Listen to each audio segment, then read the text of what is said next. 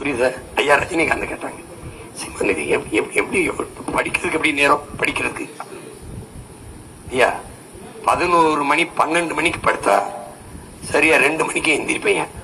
எந்திரிச்சு 4 மணி வரைக்கும் படிப்பேன். அப்புறம் படுத்துட்டு 6 மணிக்கு எந்திரிச்சு பயிற்சிக்கு போயிருவேன். ஒருவேளை 2 மணிக்கு தான் படுத்தேன்னா 4 மணிக்கு எந்திரிப்பேன், 6 மணி வரைக்கும் படிப்பேன். அப்படியே எந்திரிச்சு பயிற்சிக்கு போயிருவேன். ஜிம்முக்கு பயிற்சி. ஓ அப்படியா அப்படியா அப்படியா. அப்ப நான் ஒரு புத்தகம் கொடுத்தேன் ஐயாவுக்கு. சும்மா படிக்கணும்னு ரொம்ப ஆசையா இருக்குது. முன்ன மாதிரி இல்லை, 10 பக்கம் போறதுனால தூக்கம் வந்துடுது. நல்லதானுங்க ஐயா. அவன் தூக்கம் வராம தூக்க மாத்திரை போட்டு படுக்கிறான். நீங்க 10 பக்கம் படிச்சாலே தூக்கம் வருதுன்னா தலையில புத்தகத்தை வச்சு படுத்துருங்க நிம்மதி. அதான் பண்ணிட்டு கேட்பாரு. அவர் படிக்கிறாரு, தேடுறாரு, ஒவ்வொன்றையும் தெரிஞ்சுக்கிற ஆர்வப்படுறாரு. ஒண்ணுமே தெரியாத தற்கொலை இல்ல அவரு. ஏன் சொல்றான் என்ன சொல்றான் எதுவும் தெரியல.